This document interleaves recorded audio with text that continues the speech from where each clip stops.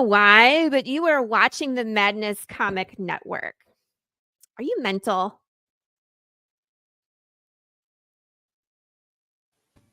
It's been said.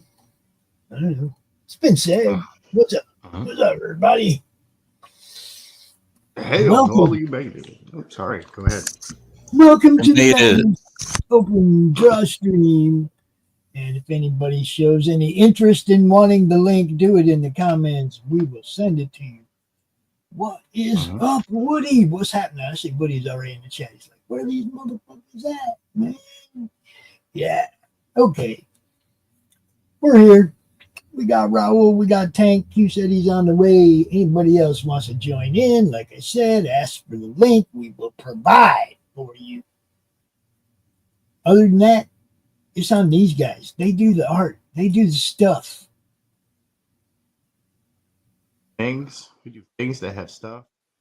They do. You guys, you do the stuff. I don't. I just talk about it. I've got a.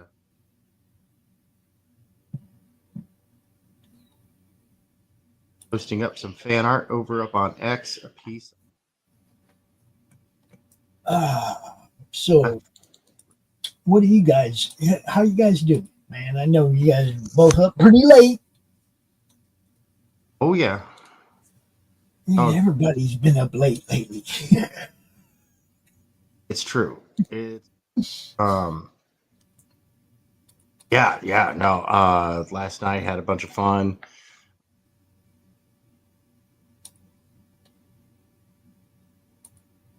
Salty draws, promoting good comic where a young Ben Franklin is transported to the future.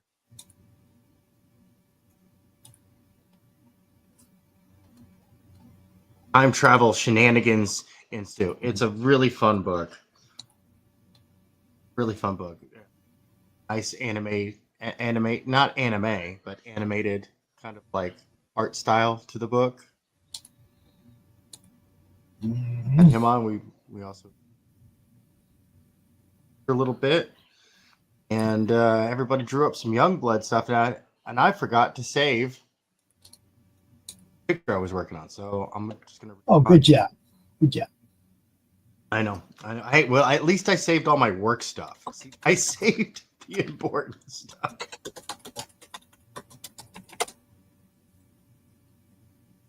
The important stuff. So what's up with you, Raul? Doing good. I had a blast on the on the late night Drawstream. You know, it was good. Good, get some guests in there. Guest action. That was great. Pretty cool. Yeah, I didn't know the networking was so good. Let me shut my fan off here. Well, when everybody does what they should do as far as promotion and sharing, these things can get big, man. But it don't work on my reach alone. Right. You know, it takes everybody. It don't work on my reach alone. That's why I keep trying to bring more people and more shows to the network, because that's the only way, to grow. Well, when folks go on a show, that's they have to go to the social medias outlets where their fans are waiting with bated breath, and go let their fans know, hey, I'm over here. Yeah. That's what I'm doing right now. That's why I just got the fan art that I did for Jason Dubé's fan art show that he runs on Fridays. Got that up there. That's Caitlin from Charms. What's up, Mike? What up, killers? What's up, dude? Yeah, Jason Doobie did our native character on the show once. Cool. Yeah, I love that. He draws a different indie character every Friday, I think. He does. He's a cool guy. I like him. I've known him for he's coming on 10 years now. Yeah, he's done a couple covers for me, so He's one of the first people I talked to when I first got into the Facebook comic book stuff, you know. So I got a question for you guys, and it's totally off topic because I just realized something about myself. Do you guys like slightly fermented applesauce or apple juice? I do. I do. Yes, I do. I don't know, man. Never had any. I know. I've never been to prison. No, it's just if you leave it sitting out the fridge for a couple days and you open it up, you get a little, oh, that smells good. And you just go ahead and drink it now, you know? Get a little buzz. Yeah, it's a. I don't know. It's like an alcoholic I just apple know I cider like vinegar. the taste. I like the taste of it. That's what I'm asking. It's like Well, just yeah, but I slightly mean, fermented apple juice is it's got fermentation going, then it's got to have alcohol involved. That's what it smells and tastes like. It's just apple juice, 100% apple juice. Yeah, You know. my buddy used to have what do they call it, Mr. Beer. It was like a thing you could make your own beer at home with it, right? Mm-hmm. And like you could do these different recipes, and we had this one for apple cider or something like that. It was like a hard apple cider. Yeah. And we like doubled what it was supposed to do to like double the alcohol in it. So we ended up with like 15% beer, but it was really good, man. I mean, like you could barely taste any alcohol in it at all. It just tasted like apple cider. It's kind of what I'm saying. It's like I like hammered taste. out. I definitely like the taste. 15% cider beer is pretty good. Kerry wants to know how you're doing, Max. Hope you're feeling better. Yeah, I'm doing a little better. Actually slept from like 9 o'clock until 4 o'clock this morning, so I'm getting my sleep schedule back on track. Cool. Just got to try to stay up a little later tonight. If I can get myself up to 10:30 or 11 before I go to sleep, I'll be back on schedule, man. What's up, Straight up sleeping schedule. What's up, yo? What's up, Pops? What's up? What's up, Max? Yeah, I was in the hospital for a while, so like my sleeping schedule was all jacked up from being in there because they kept me awake for like a week straight, basically. I mean, they wake you up every 20 minutes to fucking poke and prod at you, and it's I like know. you tell me to rest, and then you don't let me rest. Yeah. Get in my room. I remember one time I was in the hospital. I was at night. I was sleeping. They woke me up to ask me if I wanted a sleeping pill. Like, Get out of here. I'm like, I was asleep. The fuck is wrong with you? Oh, that seems like shady marketing, right there. Yeah. I'm just gonna say it. Just get out of here. Trying Didn't. to sell me fucking pills. That's what they always do. They're always selling pills to you. Yeah. Looking at when I had my stroke, I mean, like my insurance covered most of it. I had to pay like $485 or something like that every time I went to the hospital because of copays and all that shit. But I mean, if you look at it, it's like you look at the bill and like I got a CT scan, right? They charged me to like prep me for the CT scan, and they charged me to do the CT scan, and they charged me to interpret the CT scan. I'm like, what does it mean? 3 times you charged me for the same procedure. God damn. Oh yeah, no, and they do that because there was a doctor, and she warned me not accept insurance was so that she could keep her prices low. Yeah, I know a lot of doctors that do like cash prices that's like real low. Yeah, and so insurance companies only pay out about 25% of the time. Yeah, so everybody else, and they always try to screw you too. Yeah, they're always trying to like say no and they take 90 days to pay, and Yeah, and meanwhile, while everything is just nothing's going as. That's why I stood against the big the. I like the Patient Protection Act because it was like, yeah, no, patients need rights. We needed a more comprehensive, more modern for sure. patient bill of rights. But the Affordable Care Act that was stapled onto that was it terrible. was a giant insurance scam. Yeah, I mean, they let the insurance companies ride it.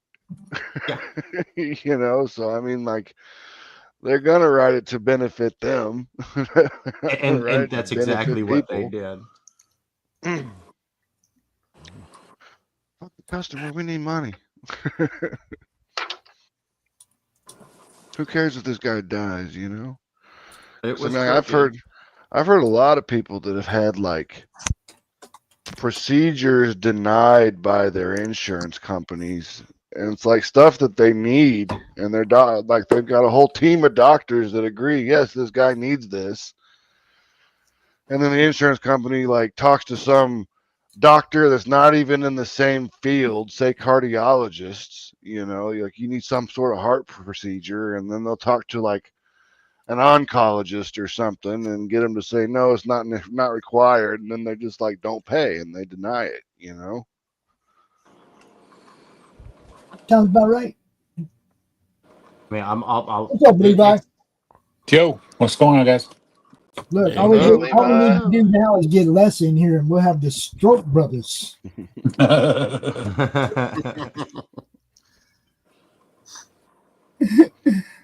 Yeah, we got two of them in here now. We just need one more. Yep. Of course, we'd have to have less. So, Max, if I remember right, I think you've had 3. I've had 3. Now we just need less to hurry up and catch up, man. Yep, I've had 3. Yeah, luckily they've all been pretty small. Hold up now. Les don't need to catch up because the one that he caught took out his whole left side. Yeah, he's still trying to get He's still trying to get shit back. So you don't need he just went full force into it. Both feet in. I've had 3 small ones. So he had to learn to walk all over again. He's just now to the point where he can like pull his arm up and stuff. His left arm. What that's like. I mean, he's been going through this for a couple of years. Total hardcore rehab. Them doctors told him, "Yeah, you're never going to do this again. You're never going to do that again." He said, "Fuck you, I'm not." Yeah, finally, my physical therapy has actually helped me to where I can kind of bend my wrist up now, because I used to not be able to do it at all. Yep. But now I can move it up some, so that's good. Starting to get back into the swing of things. My arm's still numb, and so is like the side of my face now. That's what happened to the new one from the new stroke, is the left side of my face is numb. But I mean, I don't have like a droopy face or anything or a mouth, so that's cool. Yeah. You just can't feel it. Yeah. And the thing that sucks is my arm is all numb too, but they put me on blood thinners, so I can't, if I get cut, I got to be careful not to cut myself, because if I get cut, I have to go to the freaking doctor. You mean like these? But if I cut my left arm, I don't think I'll know until I see the blood.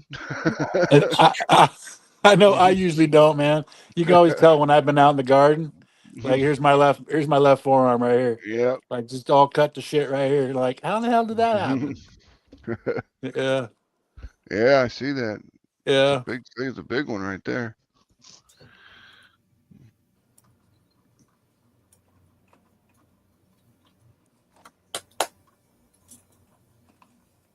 I think I heard a timer. That means that pineapple jello. my sons jello. Are, yeah. My sons are all out with their biological dad. Well, put some vodka in that pineapple jello then. So my daughter and I are having some daddy-daughter time, but I was like, oh, geez, because like I said, I got sprung with this at the very last. I was like, I've already obligated myself. So I was like, okay, what can I do? What can I do? Okay, cool. I found Bubblegum Crisis on one of the free That's a streaming good one. services on the TV. My daughter's absolutely in love with it right now. It's her big favorite. Yeah, I like Bubblegum Crisis and Dirty Pair. Those are one of my favorite animes. I like That's a Akira. good one. Man, I got a 9-year-old grandson who's recently, since it's summer, taken it upon himself to come down here late at night, 10, 11 o'clock, 12 o'clock, and watch a movie with Grandpa.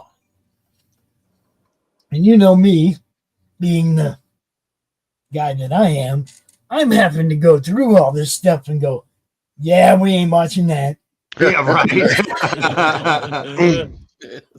I remember I was like 9, maybe. I don't know. Maybe I was younger than 9. But my dad took me to see RoboCop at the movie theater.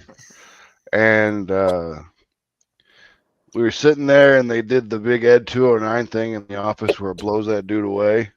Hits him with and technically, fun fact, that shot that guy is the dude that used the most squibs ever on a human body for a scene. Yeah. So he holds the world's record for using the most squibs in that scene. But after that scene, my dad's like, I think we should go. And I'm like, oh no, you can't leave now, not after that. No, for real. And we stayed and watched the rest of RoboCop. I'm not talking about the age. I'm talking about like some of the content. Yeah. You know, like some of these movies are really indoctrination, and I mean, it's like, yeah, we ain't watching that. Because like he's asked about a couple of them, and I'll go watch it. And then he'll come down here next night. Well, can we watch them? I'll be like, no. And then, because like that one that like just totally encourages kids to embrace AI. Oh. I ain't letting him watch it yet. I'm not tracking that one.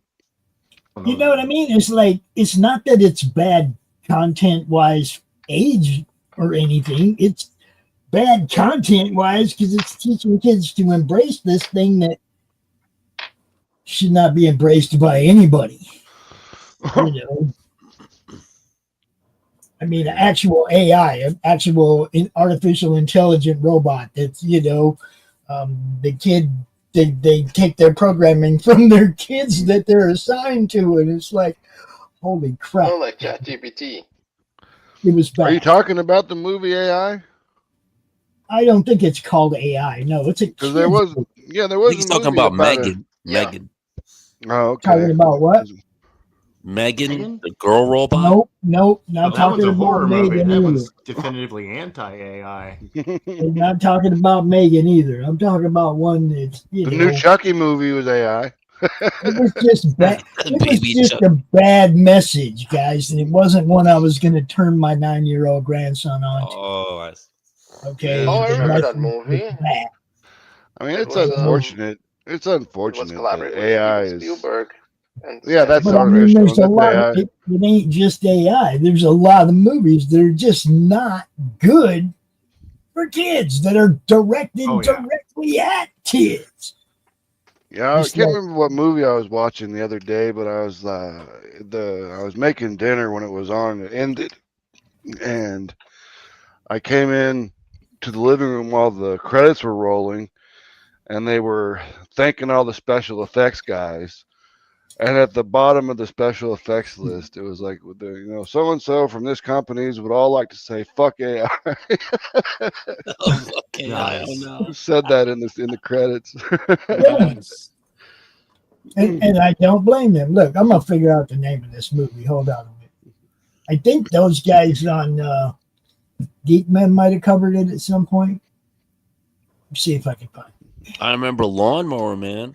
That was good. Terrible. No, God, this that is was a terrible. kids That movie. was so bad. Ron's Gone Wrong. I mean, That's the name of it. Don't let your kids watch it. Oh, okay. Never even heard of it. yeah, me neither. It's bad. I don't pay attention to a lot of new stuff these days, though. I mean, like, really, like, the last movie that was kind of new that impressed me was Once Upon a Time in Hollywood, and I think that was made in, like, 2019. Yeah. Didn't they just Tarantino. announce they're doing a second one of those? Sequel, yeah, a sequel to it, but I don't think Quentin Tarantino's directing. I think it's someone Yeah. else, and they're doing it Someone on else. the Cliff guy, his character. Yep. It's like based on him completely. So, but the director's supposed to be pretty good. I can't remember who they said it was, but he's famous and good director. So hopefully it'll They're turn all out famous well. if you know what directors are. Yeah. I don't know the names of directors. That to me, that's like All right, I'll be right back. knowing who the director is like knowing who the boom mic guy is. Yeah, I like directors though. That's what I wanted to do. I mean, I used to do short films when I was in my 20s.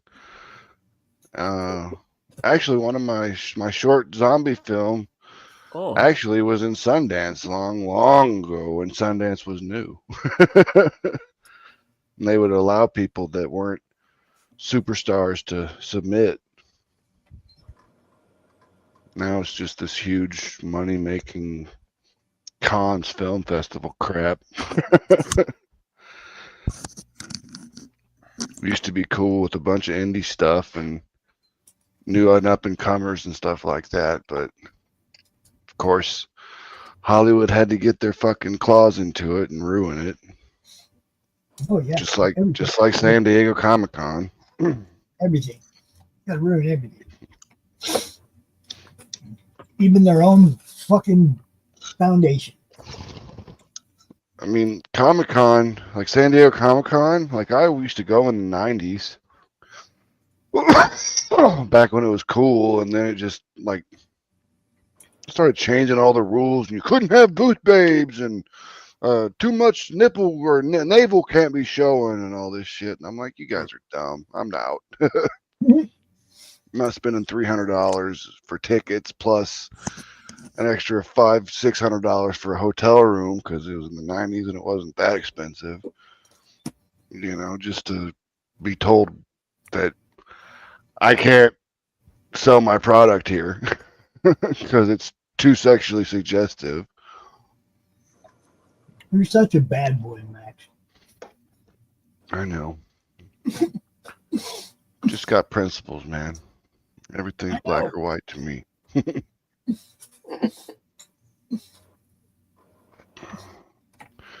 mean, everyone's like, your comic books are all for adults. I'm like, yes, they are. Never said they weren't. Every single one of our books says mature readers right on the cover. And yet we had somebody comment on one of our streams the other day, comics is good stuff. Not all of it, maybe. I mean, like Atrocity Press stuff is really, they're just R-rated movies is what we're making, really. I mean, they're just the same thing. Yeah. They're Just comic Heavy metal. Yep. I mean, we really don't use that much nudity in our books. I mean, it's there, but we don't use it that often. I mean, there's only been one full frontal shot in any of our books, and that's in the 4th issue of Mary Machine Gun when Charlotte gets in the pool of the waters and gets into basically baptize herself in it. She takes her clothes off, and it's got her standing in the water naked. Nice.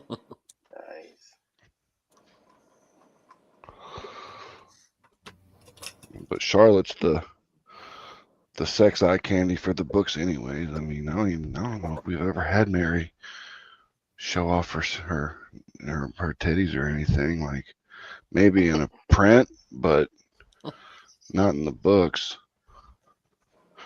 'Cause she's the good girl, you know. Mhm. Charlotte's the bad girl.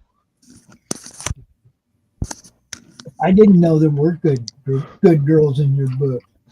Yep. I was talking to Grok about a Mary Machine Gun the other day just to see what it would say. Yeah. And I asked it. It knows a lot. I mean, it talks about the themes and everything that, like, I really didn't think anyone paid attention to. You know, I mean, it's got to be getting it from somewhere off the internet. So someone's got to be dissecting it, but I can't find anything. I looked up reviews for it, couldn't find it and stuff. So, but I actually asked it who the main character was in Mary Machine Gun, and it's like, well, the book's name is Mary Machine Gun, and there's a character named Mary Machine Gun, so it could be said that she's the main character, but the foil of the book, Charlotte, she has more appearances on more pages. So it's like almost her story, you know? And I was like, you know what? That's kind of true, Grok. It could be that way.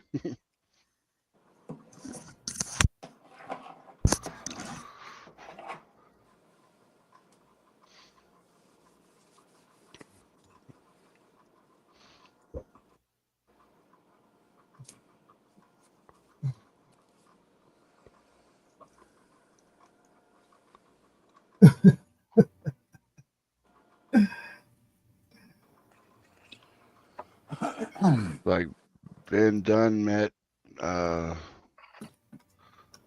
that Rippaverse guy, Eric July, at some convention. Oh. That's cool. I don't know anything about his stuff. I never really read it or anything. I know that, like, the Comicsgate people and him fight all the time, but I don't pay attention to that shit because it's just outside of my universe, you know. I don't pay attention to them because I don't care about it. Either one of them, to be honest with you. You know, I don't care about Eric July or Comicsgate. Nope.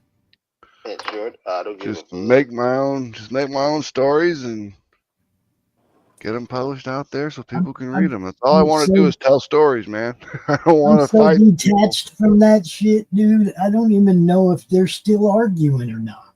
I see it on Twitter. I don't pay attention to either one of them, bro. It still pops up in my Twitter feed sometimes because different people repost things from Ethan or repost stuff from Eric. Because, like, I've got both of those. Eric and Ethan are blocked just so I don't have to, like, deal with their bullshit. And I've never really engaged with Eric. I mean, I've talked to Ethan a couple times. That's what I'm saying. It's like, I don't even... when I leave somebody behind, they're pretty much left behind, bro. For sure. I mean, I just turned it off, you know? I mean, I don't even fucking bring them guys up here. Other people bring them up. You know what I mean? I don't even... They're not part of our topic list. Yeah. I mean, I don't bother with them because it's like, why would I want to get involved in someone else's bullshit? I got my own bullshit. You know? I need to stack on more shit to myself. I just don't. I don't stir the pot. I don't drink what comes out of the pot. Not my pot. I mean, This is my pot. This is my pot where the madness is. Yeah. I mean, I've had Ethan come at me a couple times, but I just call him a grifter and move on with my day, you know? Okay, Max, I'm trying to say, I don't want to talk about this. Yeah, well, I hear you. But ain't no one else talking about nothing else, so I was just following the flow of the conversation. You drove that Hey, how about does anybody have any news on Addie? Addie had baby. Addie's happy mommy. Okay, so it's official? Oh yeah, she had the baby a few days ago, week ago. Nice. Oh wow. She posted pictures all over the place, man. What? I didn't even know. Oh, over on Instagram? No, on Facebook. Oh, see, that's why I'm not on fucking fuckbook. I gotta be on there. There's so many of those social media chicks on Facebook. Oh, dude, there's They're all over, man. There's so many thirst traps. I mean, like that's what half my X is. When I scroll through my freaking X feed, it's just like half of it's just like all these fucking thirst traps and See, I just thoughts wanting you to go on their OnlyFans, you know? I remove and block every one of them. I keep a close eye on all my shit, dude. I don't let them people get up in. I don't let the crowdfunding scammers get up in there and look at all my followers and try to fucking scam them. No, I block all that shit. Well, I don't know how they even got my stuff because I don't follow these women. So I mean, no, they just hit everything they see, you know. I mean. But I block all of that shit, man. I block every one of the cam girls, the fucking crowdfunding specialists, all that shit. So fucking funny with those crowdfunding jackoffs. They're like, we'll get you a bunch of money. And then they get you a whole bunch of things. And then you rate them 5 stars. And then they just all cancel off their shit because it was all a scam to begin with. Yep. You didn't get shit. Yeah. That's what I try to tell people. It's like you come out here and you see what we're doing, and we have an actual footprint online for everything that we do. You know, whether it's helping people sell comics on crowdfunders or helping people sell a badass AF-15 they was just selling the other day, which is sold now, by the way. Thank you very much. That's good. How much did it go for? 10 grand. It's not bad. Damn. It was actually less than every one I saw was like 13 or so. Yeah, that's what I'm saying. It's not bad. 10 grand for Amazing Fantasy 15 isn't bad at all. I mean, for Spider-Man. It was a great deal. And it was CGC. It was I seen when I looked it up, it said 13, yeah. Yeah, I seen 13, 15, 16. I'm like, and dude's a friend of mine, right? There's 2 people in the neighborhood. What's the CGC by neighborhood? score I mean, within 100 miles, right? There's 2 people I know that have comic book collections of 70,000 books. Yeah. What was the CGC score on it? 1.0. Oh, okay. Yeah. I mean, it wasn't, no 9.8 or nothing. Well, no, but I mean, those are $100,000 books, man. But yeah. I mean, dude came to me because, it's like, we're just talking, about the secret project, which he's also doing a piece for, sketch for, or a piece for. I was talking, we were just talking, and he just said in passing, "Hey, I'm getting rid of this too, if you know anybody," and offered me a little something to entice me to get, help him get rid of it. And I went right to work. Took a couple days and gone. Sweet. Yeah, I can always use a little something, bro. You know what I'm saying? For sure. Couple years ago, people in comic book groups called me a scammer because I wouldn't tell them in the original post what dude wanted for it. It's like I was trying to weed out the looky-loos, Yeah, I'm trying to weed them out from the people that are actually serious, and I'm like, just DM me. I'll tell you what dude wants. I'm just not putting it out here and having all you people comment stupid shit. Yeah, in public and say, "Oh, it's not worth that," and blah blah blah, and just come on.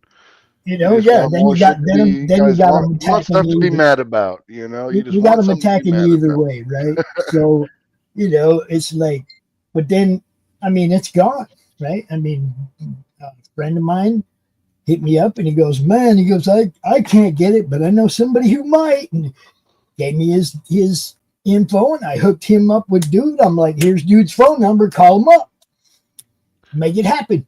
And next day, dude, he hits me in my inbox and he's like, "Pops, you don't have no idea how much you just helped me out right now." That's what I try to do. That's all I try to do. And I take so much shit for trying to help people sell books, bro. Holy crap. Couple Christmases ago, I got a Fantastic Four #5 for my dad. It was 7.5. Damn. I sold my first 10 issues of Vampirella. Isn't that Dr. Doom? Yeah, it's Dr. Doom's first appearance. Yeah, it's my dad's favorite character in the Marvel universe is Dr. Doom. So I figured since the movie was coming out, I should probably go ahead and buy it for him since it was a 7.5 and they only wanted $22K for it. So I was like, I'll do that. And I sold all my Vampirella, my first 10 Vampirellas. I've got all 187 of them or whatever, but not anymore. But I sold those and some other stuff that was some CGC stuff, and then threw some of my own cash in it and got that for them for Christmas. But I think once this Doomsday movie comes out, man, it should skyrocket even more, you know? Oh, stupid Tony Stark Doom. I know. I don't like it. My dad says he's willing to give him a chance. But see, I'm like, you guys are watering down a character for an actor. Yeah. But didn't he getting like $30 million or something to play that character? Oh man, it's just like getting something ridiculous. He's like the highest paid actor in the world right now. It's so dumb. Which is the big turnaround from Robert Downey Jr. in the 90s doing fucking 5 years for cocaine possession or whatever. I know, trying to kill himself in the middle of the street naked. I remember all that shit. Yeah. Around the car butt naked. That's one of those have success. That's one of those ones for it. Didn't Martin Lawrence do that crazy shit too? Run around naked in traffic or something? Yeah. He's all high on but PCP that's what he does something. sober.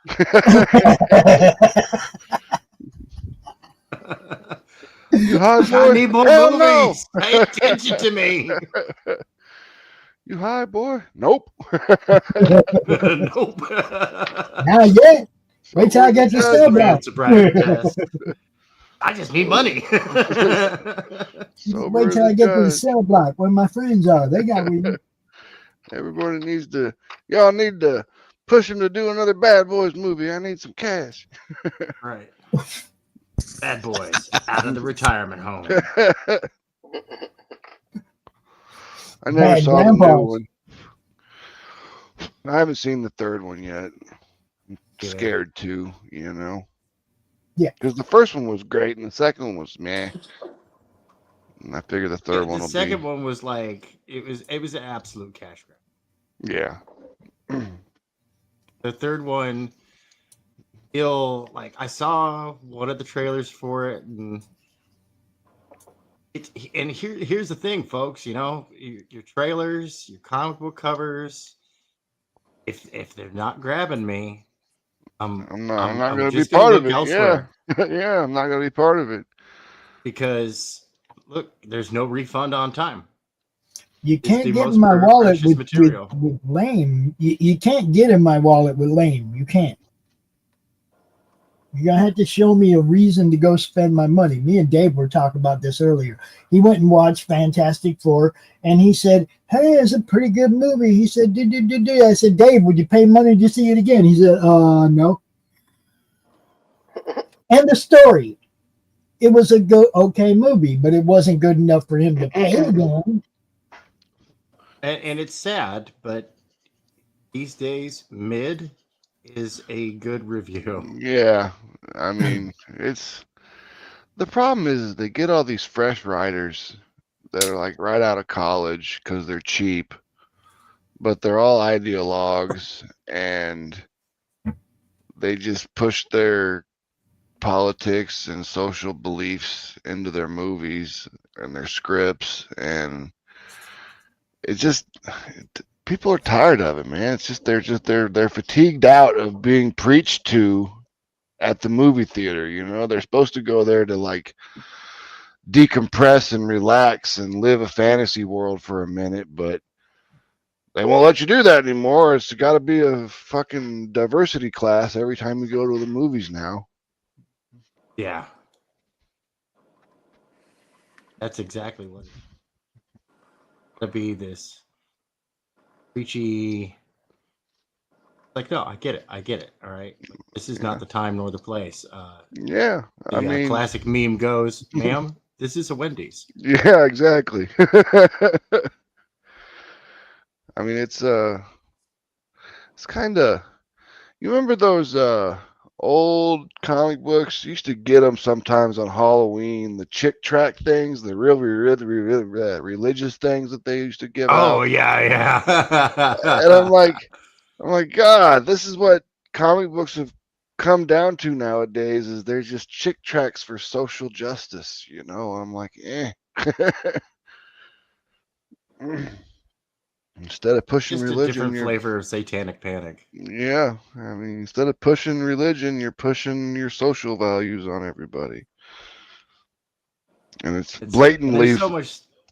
It's just so transparent, I mean, it's like they're not And even. there's so much fun stuff out there. This is why I'm like, and you get the crowds of like, oh, if they're crowdfunding on this site, then automatically X, Y, and Z, and I'm like, Yeah. no, they're just going to their market.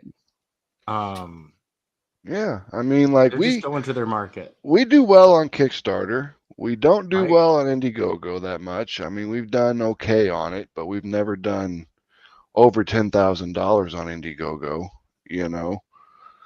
and I haven't ever tried Fund My Comic, but I don't think the traffic's there yet. It's getting bigger, but Yeah, Fund My Comic is for those who, because it is an early startup, it is there for those who have their marketing. Yeah. Well, it's you really got to difficult. have your marketing down. It's difficult to get users to follow you to a new platform. Right, but Fund My Comic does have, like, if you have your marketing together, there's no beating Fund My Comic, because even on the high end of a 3%, 1%. 1%. Yeah, is he still run? Is Luke still running the 1%? I think it's 1%. Yep. Wow. He announced they're going to hold that 1% for the foreseeable future. He said, "Dude, that is fantastic." If I remember it, yeah. Yeah, I mean, they've got See what awesome happens when you features and take stuff. greed out of the equation. Yeah, I mean, they got really cool features on there. Like, you can set up basically like a store and everything, which is cool. Yeah, that's another thing. It's like, look, you could pay your money to Wix. You can go through the learning curve of setting up a website, or pay out money to set up a website, or in the interim, while you're still getting your business built and stuff like that. Fund My Comic, you can use it as a storefront. Low fees. It uses Stripe, which is people gawk at that. I'm like, but you're using Stripe for a good portion of the internet uses Stripe. Yeah, a bunch of people use it. I used to use it when it was kind of a new company, and I used it to handle the subscriptions to the Grindhouse channel when I used to run that on Roku back, 10 years ago. Right, and it's and the consumer doesn't have to have a Stripe account. They can just use whatever. I mean, just payment credit they card. want to use, PayPal, credit card, what, MasterCard, Visa, American Express, Discover. It doesn't matter. Stripe accepts them all. Yeah, Got it's good deals. it's a good. It's better than PayPal, I'll tell you that. Yeah. No, and their integrations are great too. I mean, PayPal's falling apart. I mean, it just keeps getting worse. PayPal still hasn't figured out how to truly be an online processor. Yeah. Well, I think PayPal's really I think they've shifted focus to Venmo, because PayPal owns Venmo. Yeah. And I think they've really shifted their focus to Venmo, because PayPal itself, it just seems like the website keeps getting harder and harder to use, and it's worse. The feature set never grows. It's been the same for probably 6, 7 years now. Their integrations suck. So when you try to integrate it with your website, the way it's done is just stupid. They still use OAuth 2 fucking codes and stuff. So, I mean, it's just, they haven't updated it really in forever. No, it's true. It's true.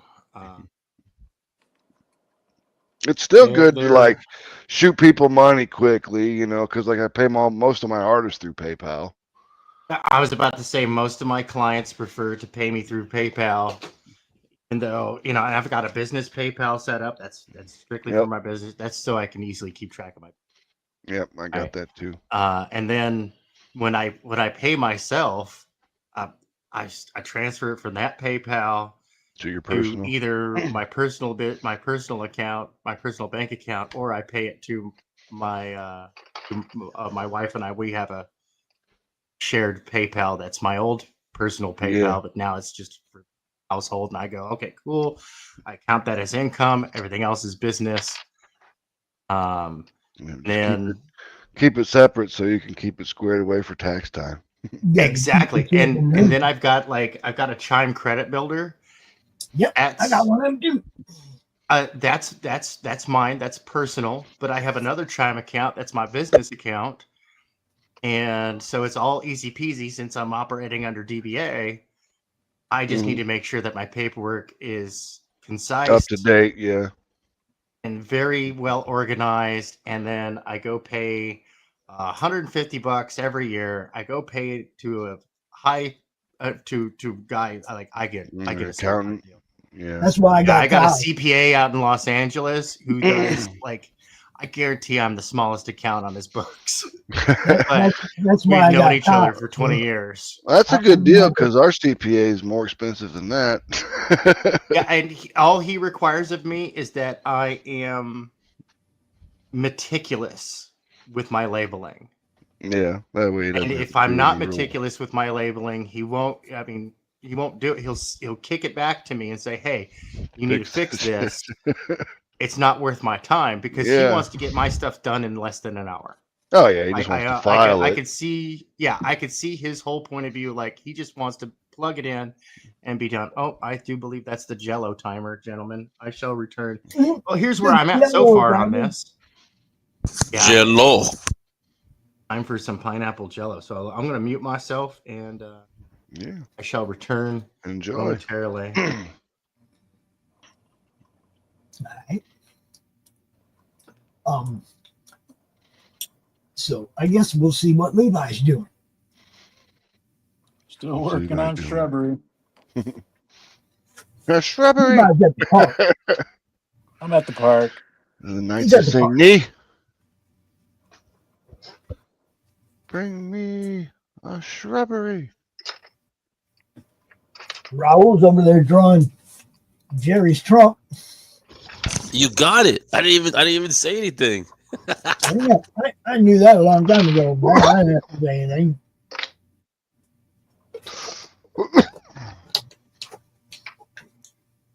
I knew that a long time ago. It wasn't even a guess. Huh, Rocky? Rocky's mad at me. He sat here and watched me eat a piece of pizza, and he's mad at me right now. He's mad at you because of you eating wants pizza. His money. He didn't get none. He wants a snack, man. He didn't get none. He's looking at me like, dude. Are you mad, Rock? Are you mad? Rocky. You mad, bro? Quit sniffing around everywhere. Are you mad because it's gone? I'm trying to look into a thing I saw and kind of an ad for it on, might have been X, but apparently they've got like old military working dogs that they're trying to place with veterans. So I could do that. I could do that. I could take in an old German Shepherd that's already trained and everything. Oh, look, Carrie's trying to say I owed him that pizza. She's on your side, dude. She's on your side, dude. Oh, he just walked away like, no pizza, I'm out. Oh. Probably the only reason he came down. Only reason he came down here is because he smelled something. It's got cheese on it, man. Come on. Came back. He came back. Be discouraged. Oh, poor Rocky. He's just so misunderstood. Right? He's just so misunderstood, man. What's up, Rock? You gonna talk to anybody today, or you just gonna lay there on the floor? You just gonna lay there on the floor, dude? He's Hey. moping now. Hey, What's Rocky. up? Are you mad? Rocky. Oh, whoa. Are you mad? I didn't give you no pizza. That piss you off? Pissed What are you him off. talking Look to at you? him. He's giving you. Oh, he said, He's giving, "Oh, here's my ass." That's look. He said, "Yeah, here's my ass." giving That's you for the your cold pizza, shoulder, dude. boss. That's what you get for your pizza. A little shot of my ass. That's all.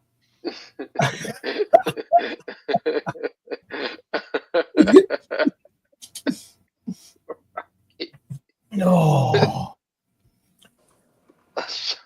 Carrie said she would have shared with you, Brock. She said she would have. What can I tell you? Where's Q at? There he is. I'm here I am. Rocky giving you the cold shoulder, boss. Fuck you, I want my pizza. Didn't even give me the crust. What kind of asshole are you? Dude, just stuffed crust. Well, dogs like cheese too, man. my old dog, man, Rip, he would just Now if hold I was up. eating cheese, he'd just sit there and beg for it. Now hold up. You know that when they started putting cheese in crust, that's when we all started eating the crust. Yep. Right? That's right. That's right. Now I want my crust to be eat worthy. Now, if there wasn't no cheese in it, he might have got it. Oh, he's so pissed off at me right now. He's so pissed off. Rocky, what's the matter, dude?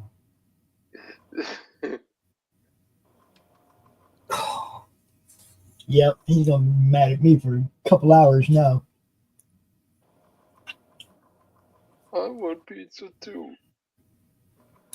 And hold the anchovies and pineapple. 4. Yeah, the pineapple Yeah, juice. well, I definitely don't not want none either.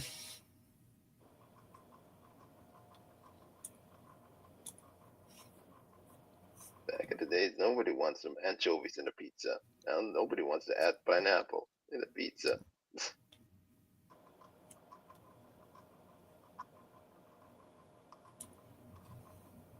But the funny part is, even tomato says, "Newsflash, asshole! I've been a fruit for whole goddamn time."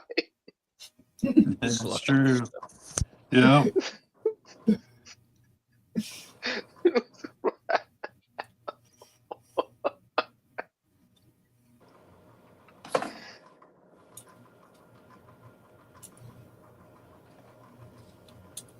So technically, tomato is a fruit. Oh yeah, and guys, I got to see another submission for the art book today from Jeff Gracie. Oh shit! I'm telling you guys, this thing's gonna be badass. I'm just telling you, it's gonna be badass. Sweet. I'm looking forward to it, man.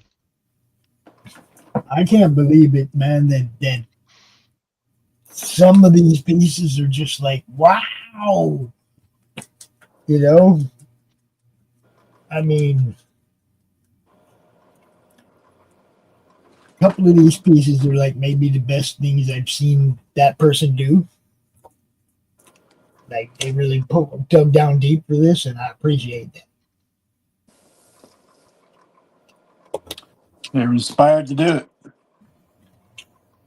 Yeah, it's a good topic to be inspired by, right? Yeah. I mean, if you That's can't true. if you can't draw inspiration for that from that, holy shit. I don't know what to tell you. And that's no matter who you are, you know? So I appreciate everybody who asked about it, and 98% of you got involved, and I've even had a couple of people ask about it after the deadline to get involved. So, you know, It's true. it's going to be killer, guys. It's going to be killer. It's gonna be killer and a thriller.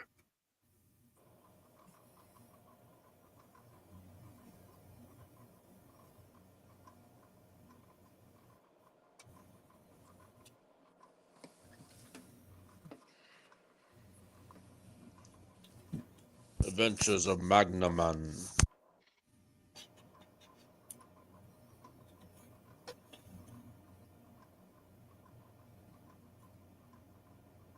See, I'd wake Jerry up and tell him to look at this, but it's 5 in the morning, and I'm not going to wake him up at 5 in the morning.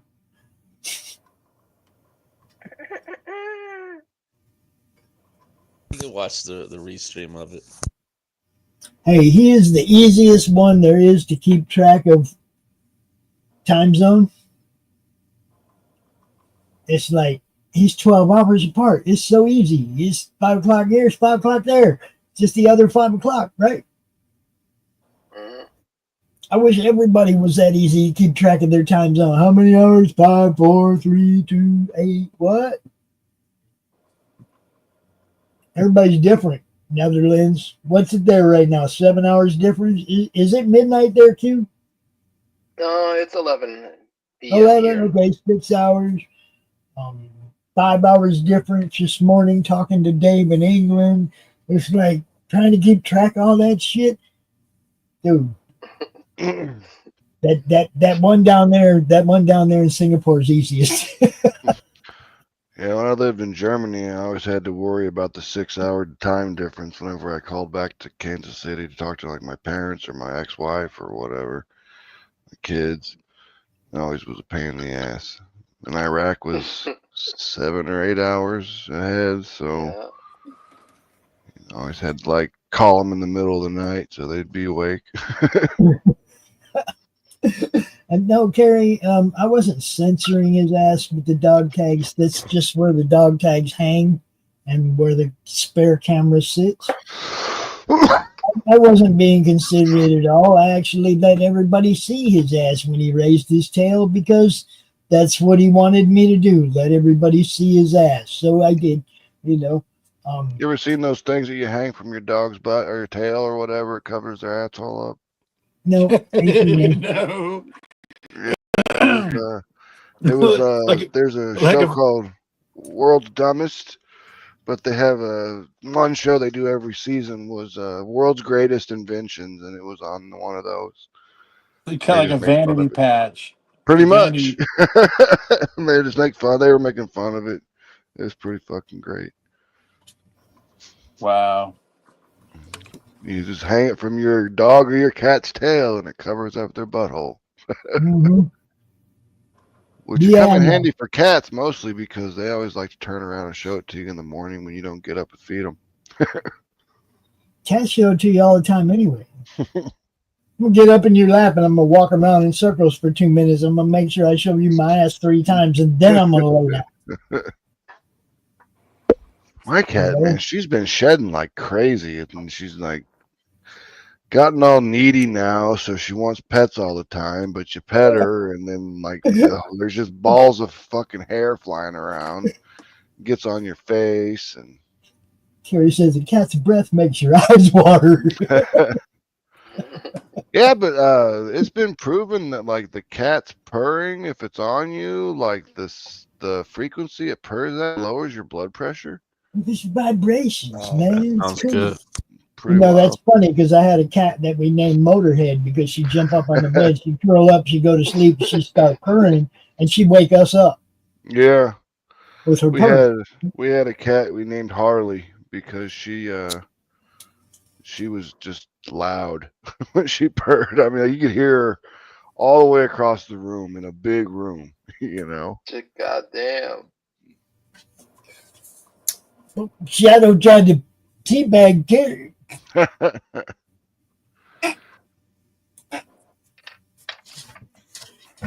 course, I don't know if he has a bag or not. I've always had girl cats. I mean, I had one boy cat, and he ended up being huge. It's funny. We was partying one night, man, and a friend of mine's daughter my sister-in-law's daughter went to sleep, and woke up in the middle of the night with my sister-in-law's cat teabagging her. And the problem was is that the rest of us hadn't gone to sleep yet, and we all watched. That's fucked up. But Yeah, well, she woke up and she throws the cat and she looks around and we're all laughing and she's like,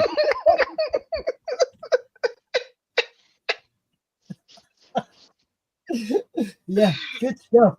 What's up, Edwin?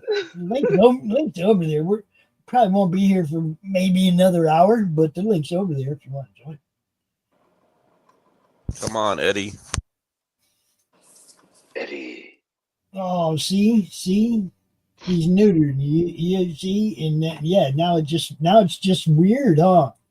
It's just a sack. There ain't nothing in there. That's what it was. Smack in her face. He went to teabagger and she said, "Oh, it looks like a pussy." Don't neuter him. Don't do that to him. Don't neuter your dogs, people. Don't do it. Don't. Yeah, I didn't neuter my old dog. He wasn't neutered. Yeah, He never had a problem, you know. He never was like a chewer. He didn't tear stuff up. I mean, he didn't hump everything.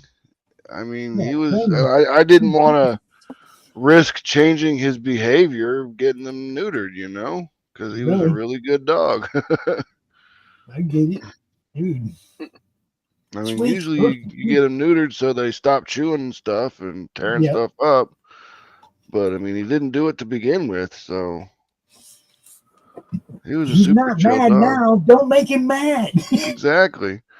He was a super chill dog. I mean, I had him for 16 years. Yeah, I've never neutered a dog. I've had a couple of females fixed because they got older and I had males. Yeah. You know, but I've never got a female fixed because I didn't want her to have a chance to have a litter. Always give them one, you know, and if they have good healthy pups and whatnot, you know, and you don't mind that kind of life, you would let her do it again. Do it again, yeah. Do it all the time. I mean, I don't mind having pups in the house as long as they're pups I know I can rehome. Yeah. You know, I mean, if a bunch of people went, man, dude, I'm gonna need a Rocky. I'm gonna need one of his pups. You know, like 10 people said that all the time, and I knew there was money in it. Oh hell, we need to hook him up. Oh yeah. Oh man, I But remember that's that me, story when I was right? I don't mind breeding good. I don't mind breeding good dogs. Yeah. You know, I bought probably, God, it was right after I'd gotten Rip because he was still a puppy, and then I bought a German Shepherd puppy that was AKC certified, had the papers and everything. Yeah. It was like $600 for this puppy, right? And 9 months later, he dies of kidney cancer, man.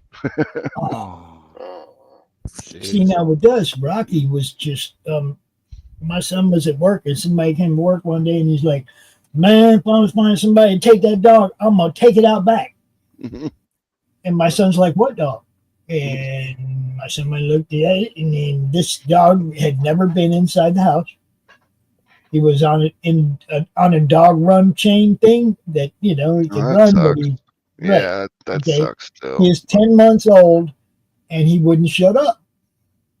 Well, he's on a fucking chain, asshole. Yeah, bring him in the house, let him fucking be part of the family and chill, you know? So my son's like, I'll take him. And that was Rocky. And Rocky's verbal. So what? Yeah. He's also, you know, like one of the smart. Look, he was 10 months old, didn't know shit. and he trained so easy, bro.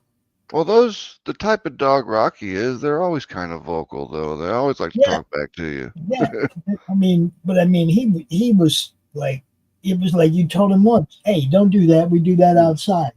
He didn't do that inside no more, you know? I mean, it was like, he didn't chew shit up. It was like one time. And you just like, hey, man, it was like you showed a little disappointment in him, right? And he wouldn't do it no more. You know? He's so smart. He learned everything so fast. You got to make the dog feel bad about himself.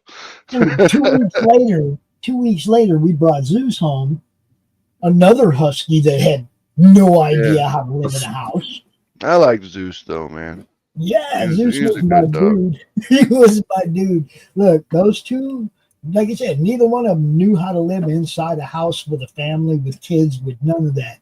And them two dogs trained so well, so easily. I've had dogs all my life. I ain't never had dogs that picked up everything that fast and just blended in with the environment. Yeah, but Rocky and Zeus would get into it though. Yeah, they did. They fucking fought, dude. I got scars from their fight. Yeah, you We got got bit King Arta. trying to separate them that one time. I remember that. Dude, I knocked down the stairs trying to stop Zeus from getting Rocky one time.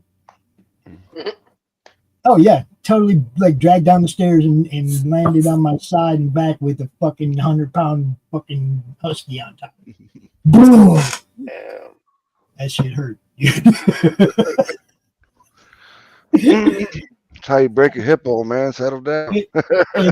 It's even funnier because like everybody's like, oh right, you don't do this, you don't do that. Chris is here one time. Chris Brown was here in the house, in my room with me.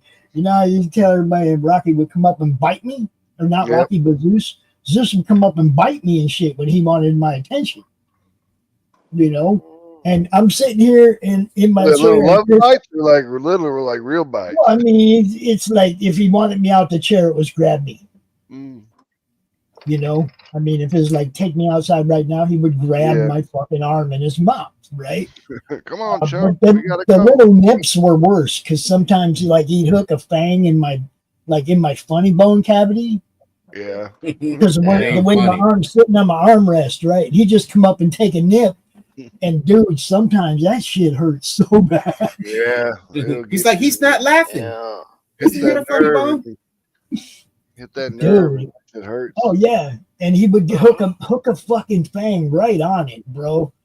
And he did that like more than once, man. And those were the worst. But you know, Chris is standing here and just watched Zeus walk up and bite me on the arm. He's like, fuck. Told you. I ain't bullshitting.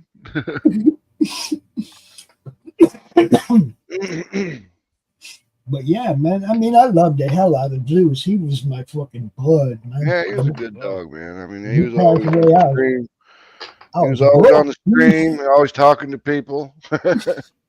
When he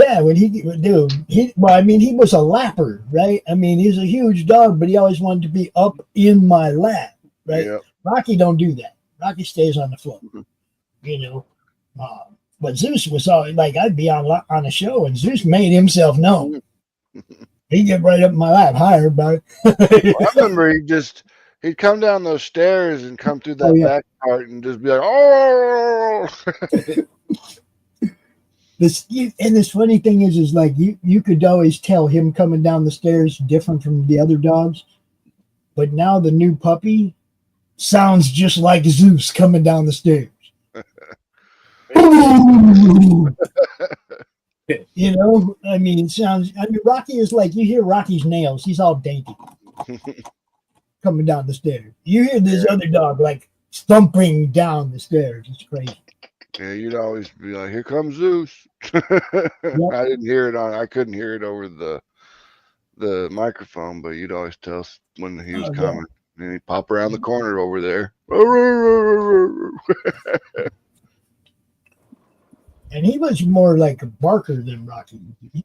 I mean, Rocky does the howl, and Zeus would like bark, kind of a sharp bark, you know. Really sharp for such a big dog. You'd think it'd been deeper, but it was like, it was weird. But now this new one, man, he thinks he's the biggest badass in the neighborhood.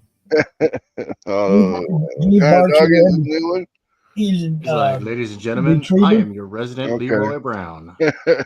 Yeah, he's a golden retriever, and he thinks he's a fucking pit bull, man.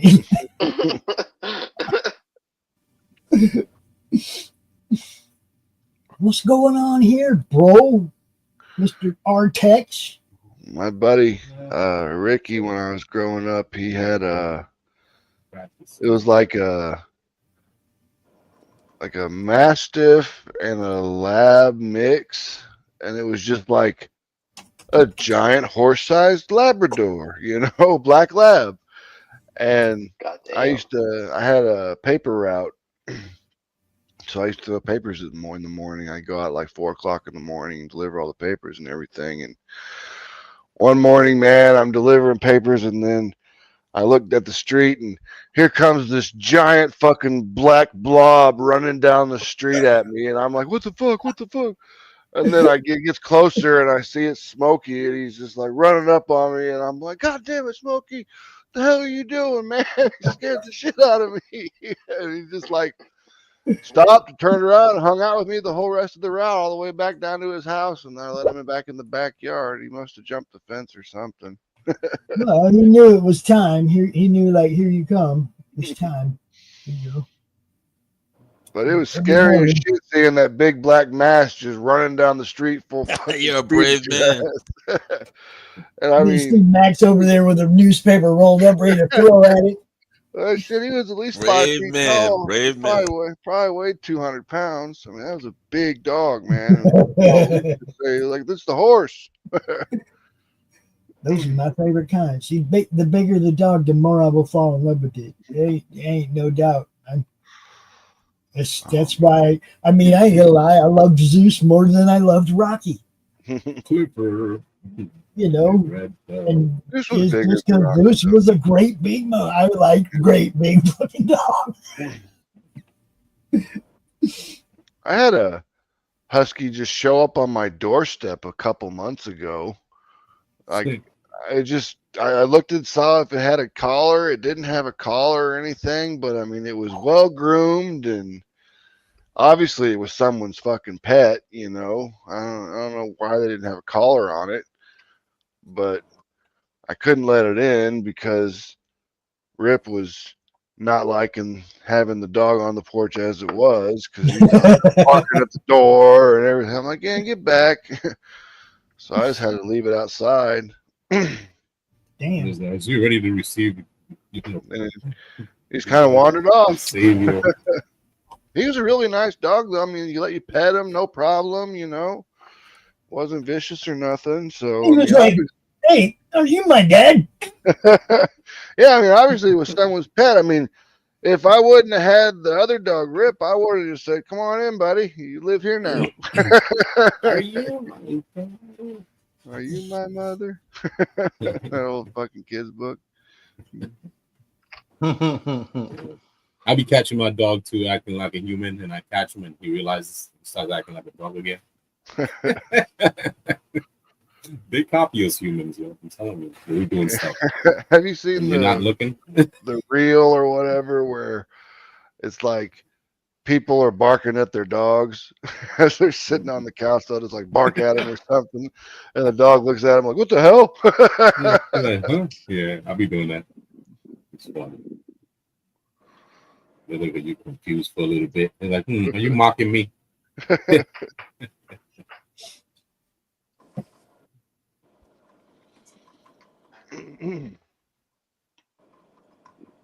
Looks like we got some young blood in the building. We saw some Liefeld art looking good. Oh yeah. Oh No, yeah. I was last night on the studio. The subject was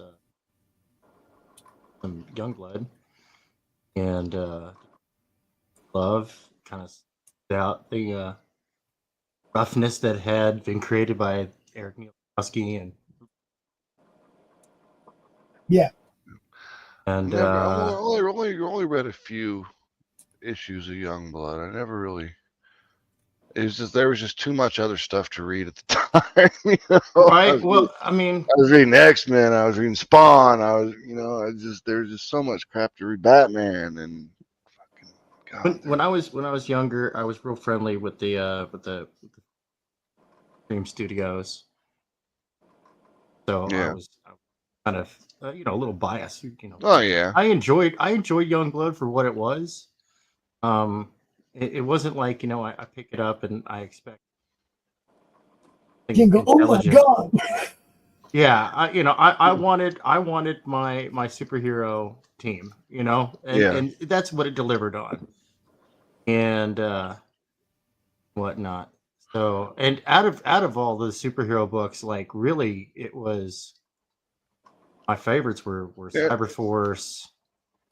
Out of the Image titles, I Yeah. liked Cyberforce, Stormwatch, and Youngblood.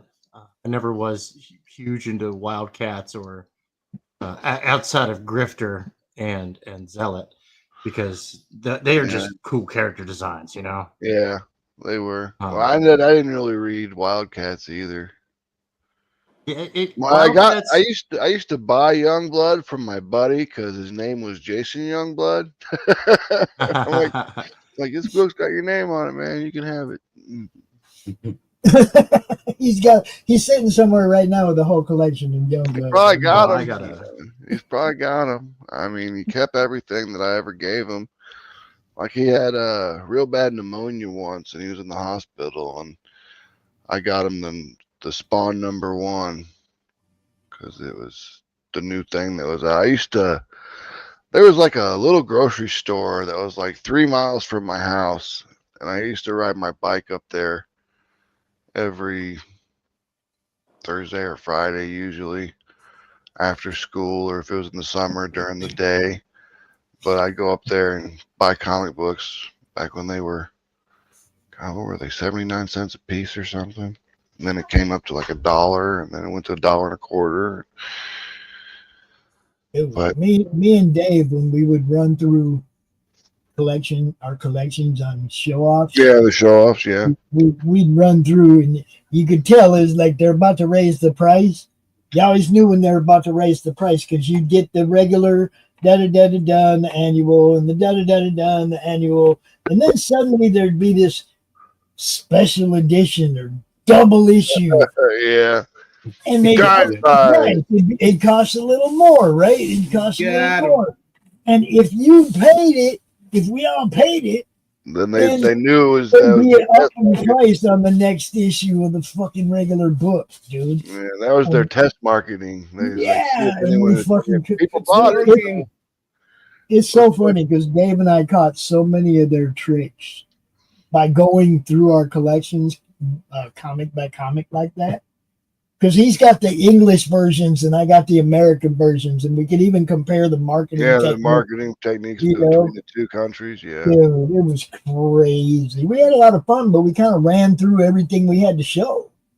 So we've changed the format. I don't know if you guys caught the show this morning. It's not the show-offs anymore.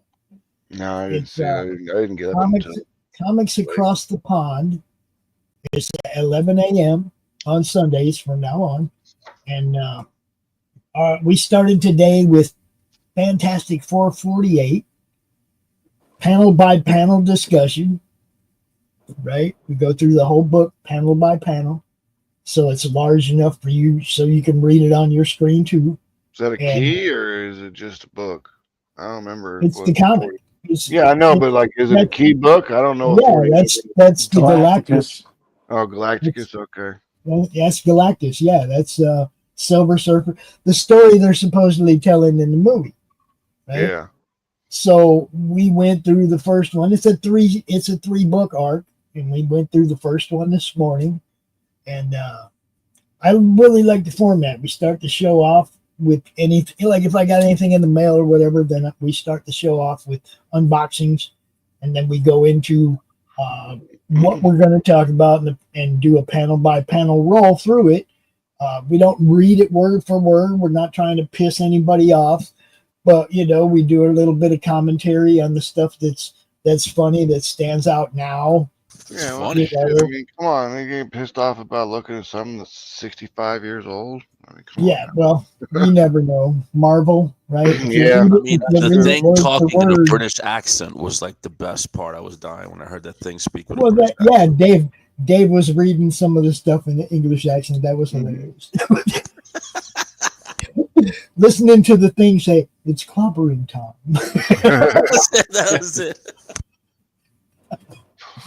But we weren't doing like a read along. That's what I mean. It's like we would read some of the important stuff and kind of glaze over the other stuff and comment on some of the art and whatnot. But it was kind of fun. I had a good time doing it. I think that's what we're going to do from now on. That's going to be the new format.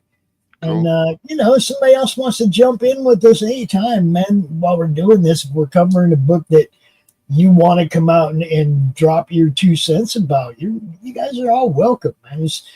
It's open format, right? It's just Dave and I got tired of just going through box after box. Yeah. You Yeah. know? I mean, it'd get old after. I mean, you guys did it for a long time, so I mean, Hell you got to keep it fresh. Got to change the format sometimes and keep it fresh, man. I'm pretty sure I showed everything we have in our collection. Dave is over there selling this book, so sometimes we go to do something, he'd be like, "Oh, I already sold those." Oh, damn. Yeah, I was talking to a European publisher, and they would take on our books, but the problem is that I have to get them translated into French, German, Italian, and there's another language we're supposed to do too, Portuguese or something like that. Yeah.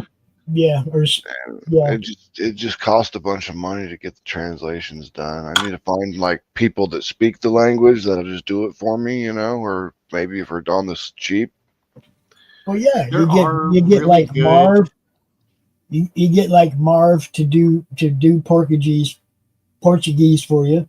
Yeah, that's what I'm saying. I mean, if I need to find people that live in those countries, languages, because there are a lot of companies out there that do really good localization and translation services. It's a very competitive market.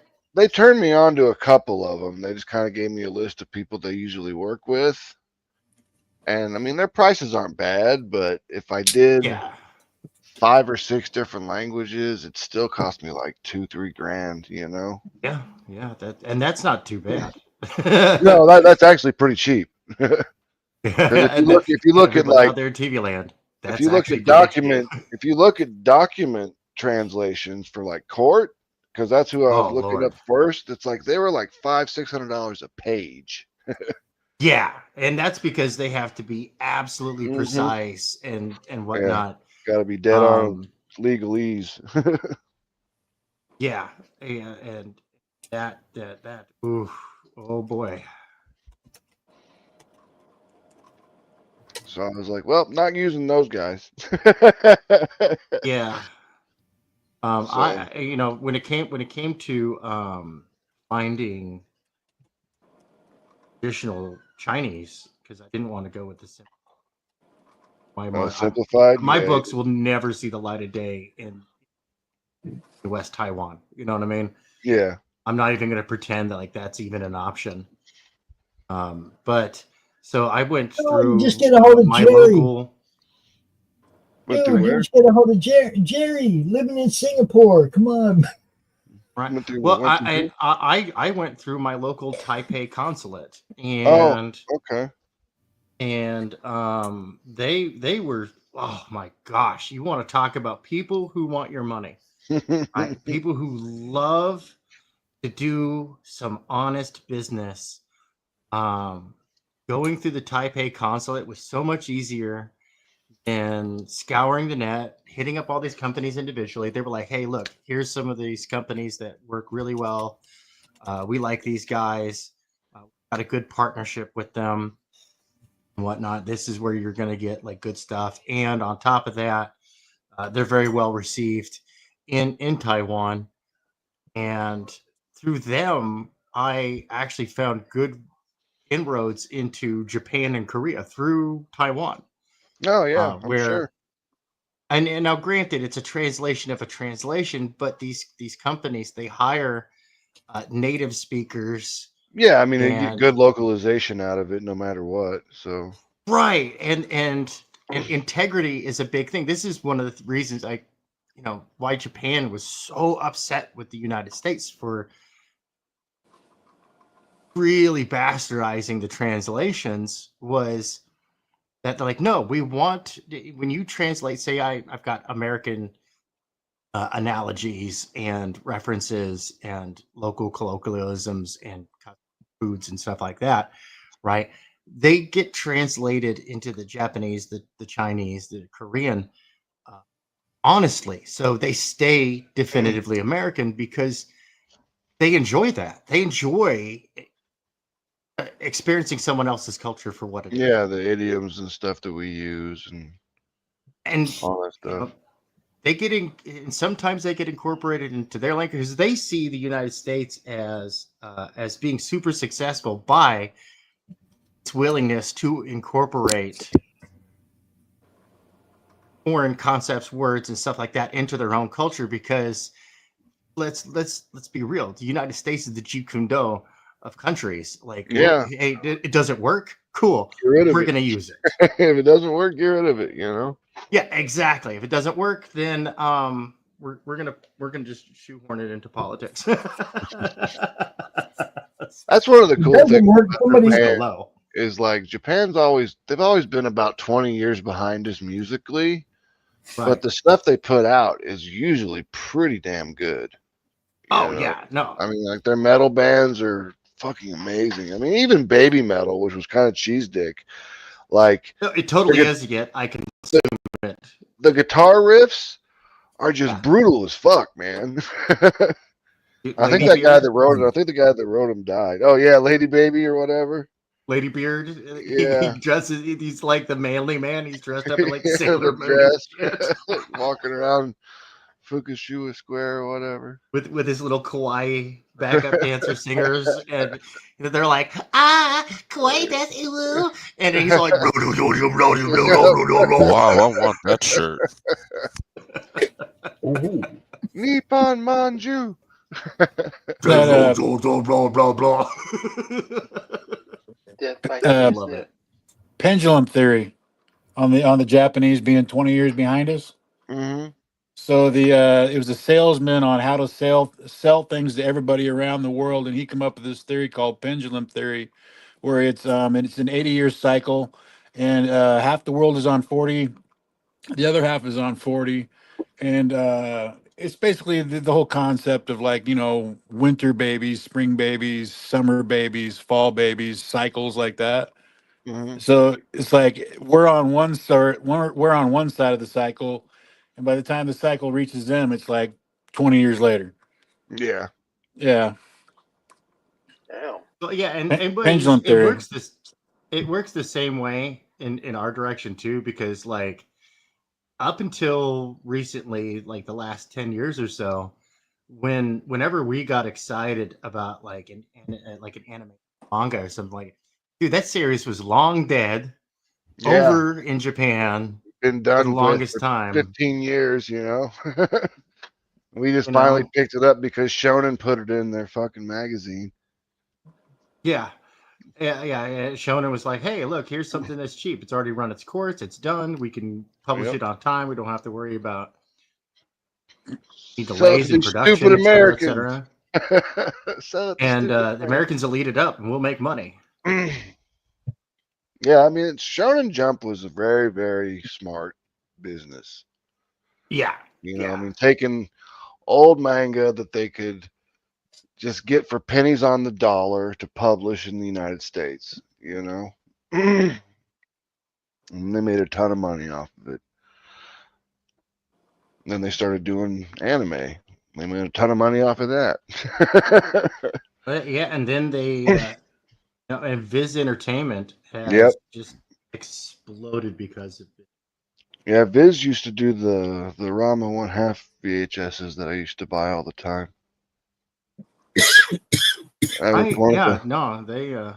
One of the things I used to do every time I got paid, I'd go to Suncoast and buy a new Rama 1/2 VHS. It had 3 episodes on each VHS, and then we'd sit even around. the video game. They even had a fighting game. Yeah, they did. We used to just sit around, get stoned, and watch. Yeah, loved it. Even when he jumped in the lake and he turned into a panda. Yeah, the panda was my favorite. His dad did the Ron panda Maha. bear. Always had the signs he was holding up and stuff. I loved it. That was real. I loved it when was you like, in the fighting like game when you knocked students. him down. He's all ho ho ho. Yeah. Raul said, I ain't trying to cut anybody off, so I'm gonna say it in the chat. That Mothquat shirt was pretty cool. How much, where, when, why, what? Yeah. That was just laying stuff down just to see what it looks like on a shirt, and that's just the idea for Mock up. You're cheating. yeah. Hey, It's in a commercial art, mock-up. there is no cheating, only result. Right. Oh, So this is like product design. That's what this is. You trying to guys are make it- seeing it before it's fucking sweet. available. yes. Like, You this are is how seeing it before it is available. That's product design in the making. I put up the majority of the characters that was going to be portrayed in the books that I'm trying to make happen. I like the black and white one, and it'll save you money because it's only one color shirt.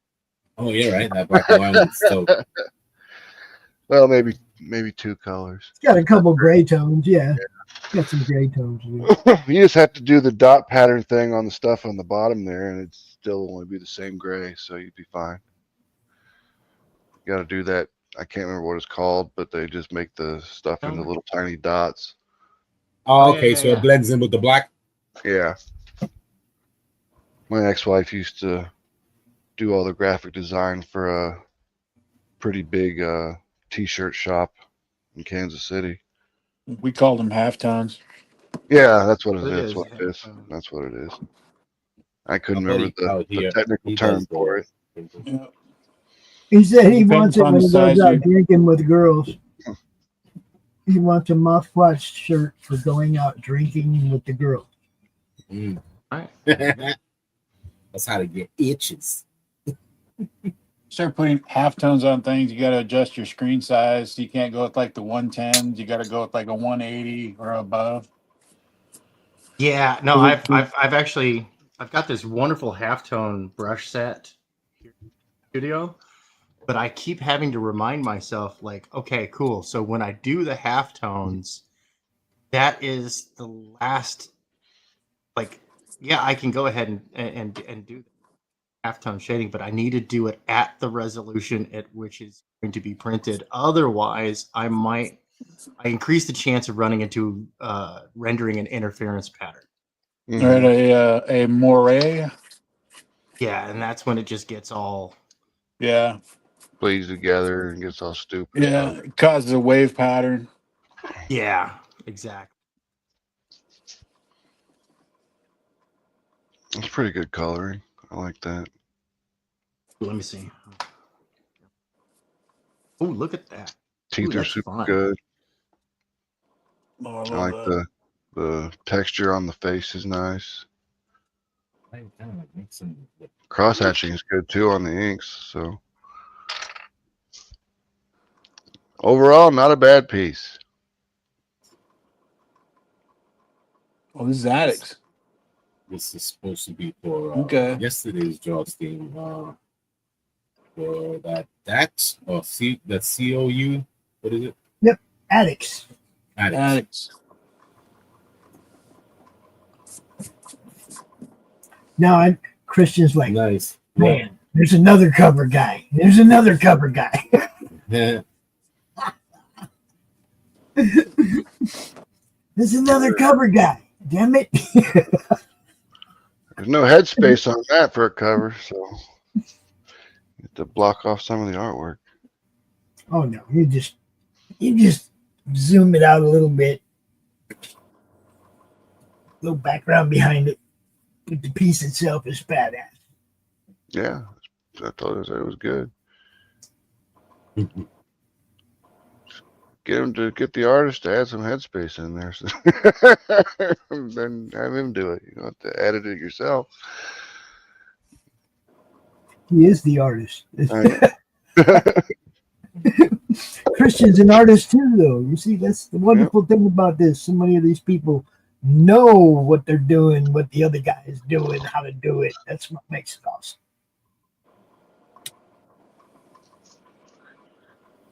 Who's putting it together? RJ. Okay.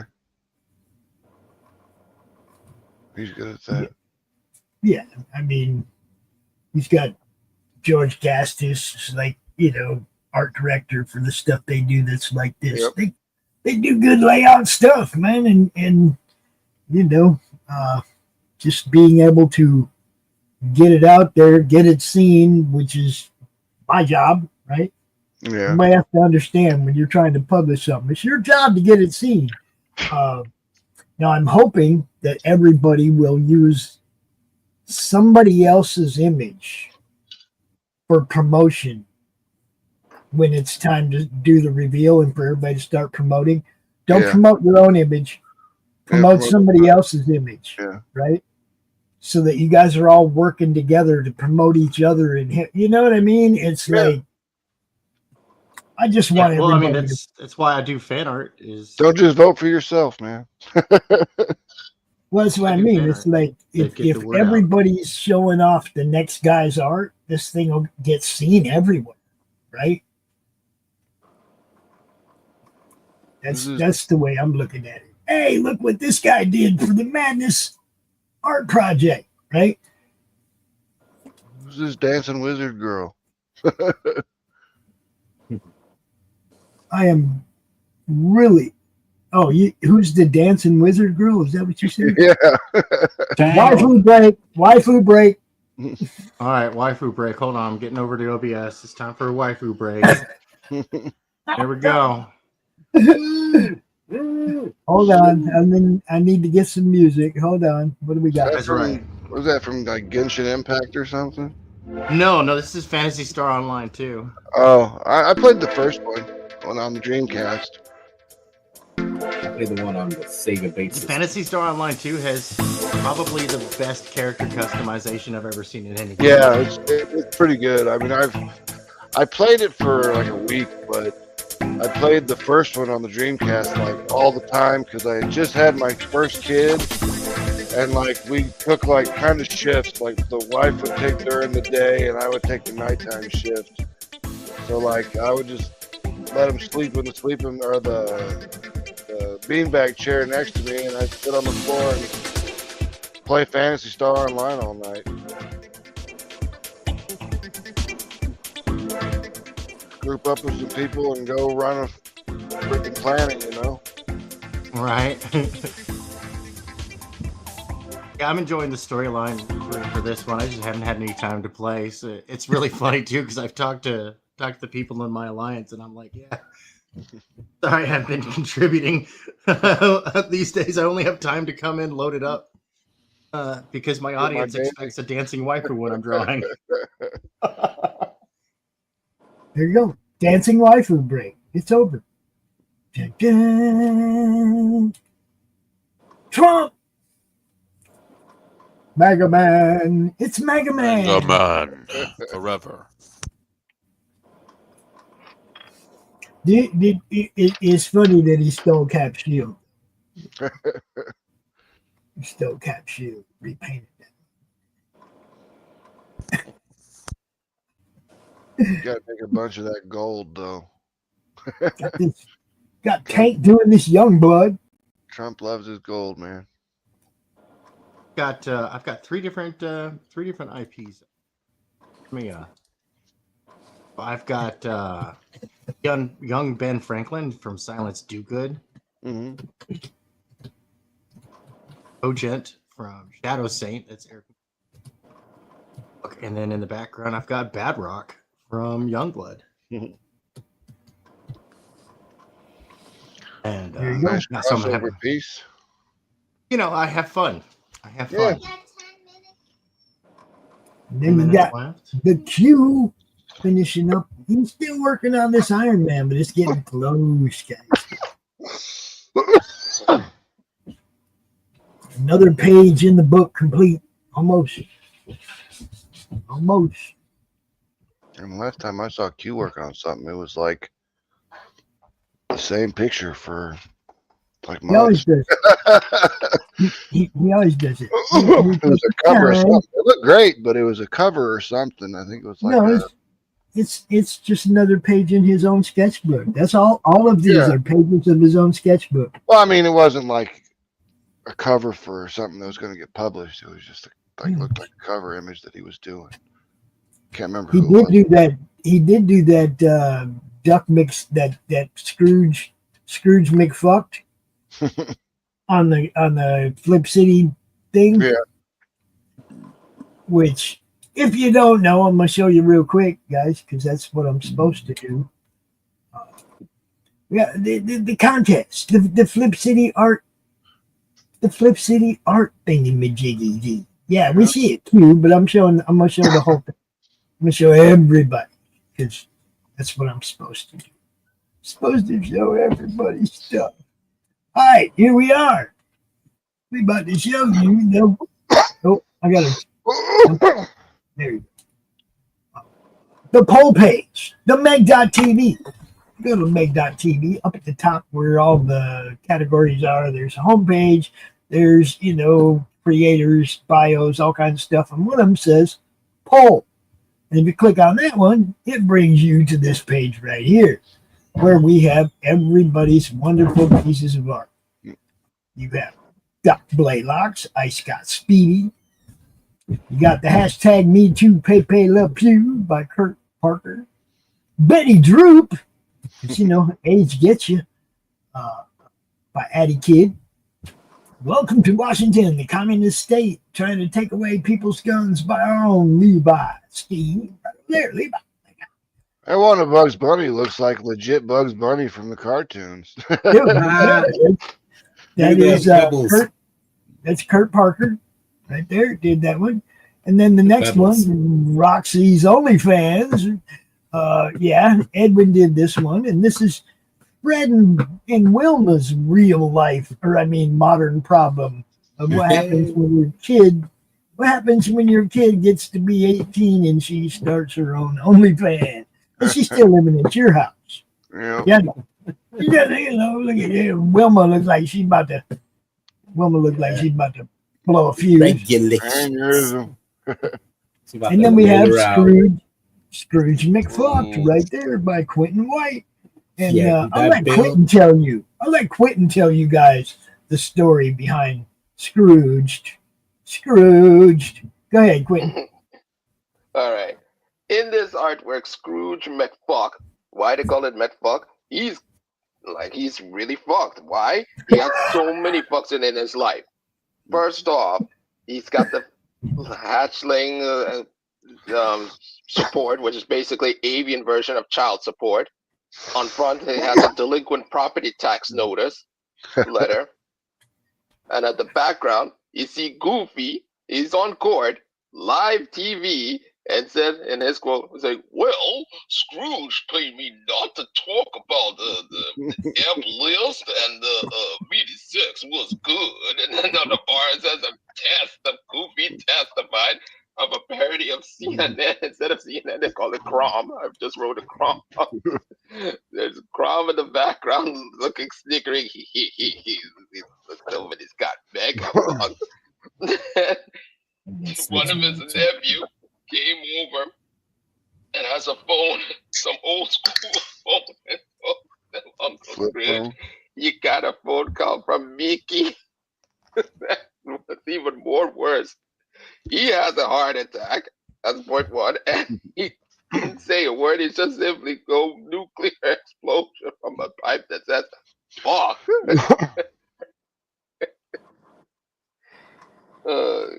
My money bin's gonna be empty now, boy.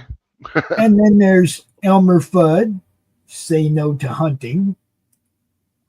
Where's that? Let me bring that back up. Yeah. Elmer Fudd, Say No to Hunting. He's sneaking behind all the protesters with his shot. Shh, be quiet. And then To Catch a Predator by Addie Kid, featuring Snow White and the Seven Dwarfs. Yeah, I saw that one. And Which Bathroom by Christian Sappho, which features the Pink Panther having no idea what bathroom he's supposed to go into anymore. Yeah, go over to the Meg.tv, click on the poll button, and vote for your favorite funny thing right here.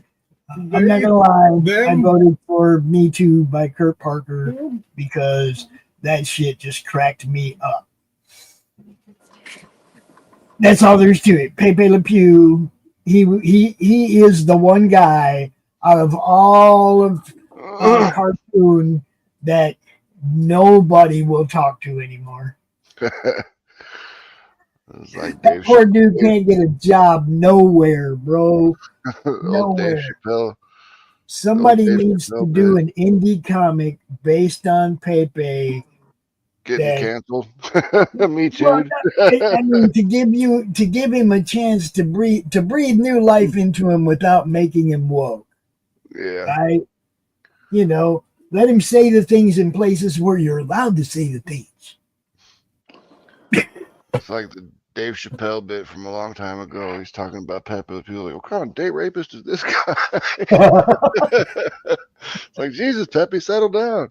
Yeah, I mean, wasn't the whole purpose of the character in the original place that he was a cringe, lecherous, Yeah, he was supposed to be like cringe French that was guy. the whole point. Yeah, he was the and he thought was he was clowning on the French guy. Yeah, he thought he was a smooth French guy, but he was really just creepy. Cringe. It's like, dude, talk about like missing the point. Yeah, like, that was the joke. That was the joke. Yeah, it wasn't to glorify it. It wasn't to normalize it. That's the problem. They don't understand humor. Well, they have no humor.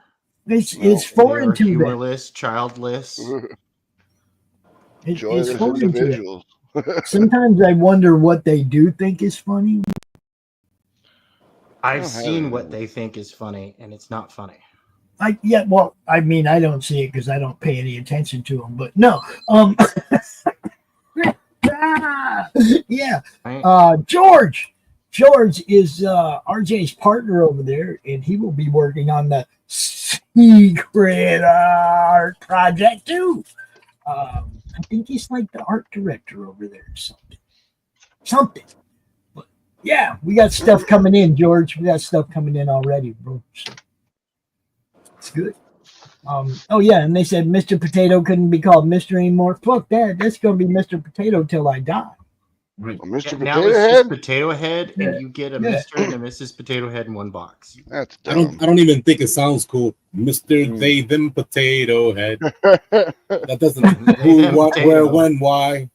Gender fluid potato head. That doesn't sound good at all. A whole bunch of really high people, man. That's all. Excuse me, Mr. Potato. It's ma'am. I mean, I'm over here with a good buzz, and I ain't going there. Why would you? Why? I went to the bathroom and they did not let me in. Who? Them? Yeah. Them. You went to the wrong bathroom. They did not let me in. George, if you're still there, let me ask you real quick. What format do you want people to set these up in? Do you want them TIFFs? What do you want them so that if they ask, I know? As far as those art pieces go. So I have somebody in my inbox right now asking what format do you want it in? And no, nobody's going to shoot anybody except with, those Elmer Fudd shotguns. Washington State, you're going to have to use them there. You're not going to have a choice eventually. Ain't that the truth? Yep. See, you know what I'm talking about. Eventually, y'all ain't going to have no choice. You're going to have to use them or lose them. That's all. Yeah. Well, check this guy out. That's how despots work, though. A couple years back, I had a court date, and as I was sitting out outside the courtroom, one of the guy was meeting with his lawyer, and he was from Idaho. He lived in Idaho. He had a Idaho is constitutional carry. So technically, you don't even need. So he had the gun literally sitting on his front seat when he got pulled over coming into Washington State. The gun was visible in his front seat, and they still fucking confiscated it. That's the whole reason he was at the court. He was there to get his gun back. That's so dumb. Yep. I'm like, well, wait a minute. I'm just transporting a gun from point A to point B. Yeah, it's got to go somewhere. But I mean, as long as he had it like unloaded and everything, and the magazine out of it, he should have been fine. I mean, and I remember I had my Walther P22 22 pistol that I kept in my glove box in my car, right, when I lived in downtown Kansas City. Because I mean, it's constitutional carry in Missouri as well. And some drunk illegal guy plowed his minivan into my car and just like parked it inside of my car. Like he was literally in the middle of my car, just ripped it completely apart. Like, are you parking here? Oh. And the cops knocked on my door at like 3 o'clock in the morning, and I come to the door with my shotgun because I live in the ghetto, and I'm like, who the hell's knocking on my door at 3 o'clock in the morning? Open the door to two cops, and they're like, do you own a black PT Cruiser? I'm like, yeah. They're like, not anymore. You need to come outside. Not anymore.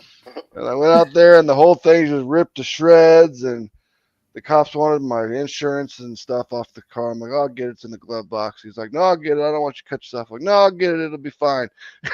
He's like, no, I'll get it. I'm like, okay. I'm going to be honest with you. I've got a Walther P22 in the fucking glove box, red and ready to go. And he's like, okay. And he like pulls it out, and then they call the serial number in, and it's registered to me. So he's like, just take this inside. I'm like, thanks, bud.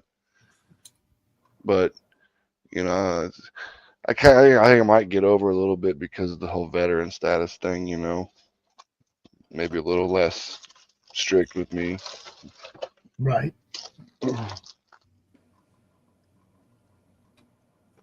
Not saying that that's the reason, but could be. it often, it depends on what state you're in. Yeah, Missouri's cool about stuff like that. Yeah. I mean, I got pulled over. Yeah. I got pulled over doing 120 on the highway because I had just gotten back from Germany. That's where I lived for 3 years. Autobahn. And I was used to the Autobahn, so I didn't look at my speed. I was just kind of tooling along, and he's all like, what the hell, guy? He pulled his gun and everything because I was going over 100, and I guess they have to, but he's screaming at me, and I'm like, wow. Yeah, he's like screaming at me, and I'm like, I'm sorry, man. I just came back from Germany. I'm in the army. I'm just used to the Autobahn. I wasn't paying any attention. He's like, what unit were you with? I was like, 16 FA. He's like, oh, Centaurs. I was like, oh, you fucking know it?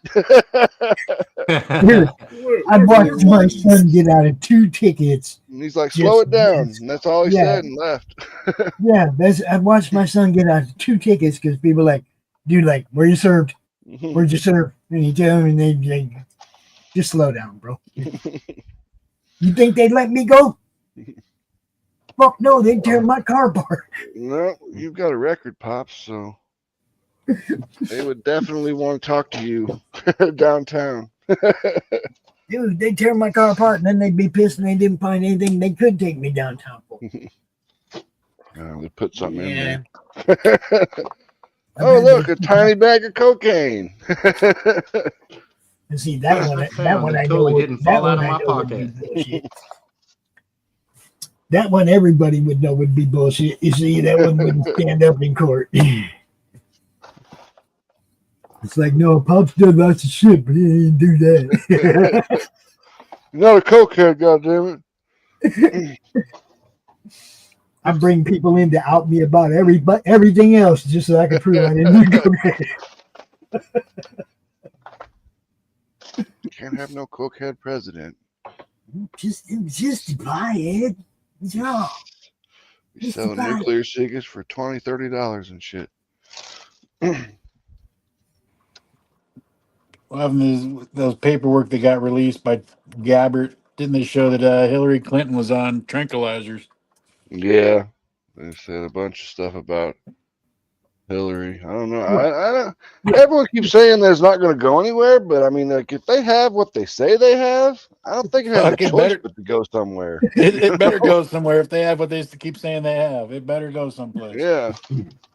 I mean, if they've got proof, dude set up a whole big conspiracy. I mean, hold up. Can I give you guys a little hint of the future? What's that? She gonna Epstein herself. Raven. Epstein herself, and then she gonna go hang out on the same island Epstein lives on right now. You hear me talking? You hear me Yeah, talking? I don't think the Clintons they'll just disappear. I mean, they've been fucking shady forever. So It ain't just her though, man. It's like 10 or 15 people. Oh, So I yeah. mean, they can't Epstein all of them. I mean, Obama, the Comey, fucking. You said It's a whole lot more Obama than like that, he's guys. Mexican. He called him Obama. Obama. There are a whole lot more than 15 people involved in this. You watch. At the end of the day, if they're smart and they clean from the top down, they gonna get a few hundred motherfuckers out of here. Shit. They never do it from the top down, though. They always go from the bottom up so they can get That's people what to I'm rat saying. on If each they other. do it smart and they go from the top down, They always go from the bottom up so they can get people to roll over on each other and testify and blah blah blah. But I mean, if you got solid evidence, just hit them from the top. you got solid evidence, you go after the big dog, and then you find out all the dirt about everybody involved.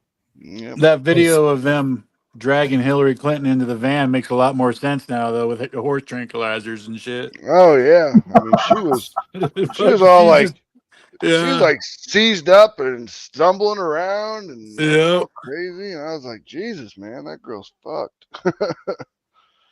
Adrenochrome, it's a horrible thing. Thought she had like a real massive stroke or something. Mm-hmm. Ah, man, she was just having a good time. It was at least a seizure. Yeah, she got way too high on the way to the 9/11 memorial. She got stuck in the K-hole. Yeah, she just can't handle her party. You know what I'm saying? I used to take so much more ketamine. Why can't I handle this dose?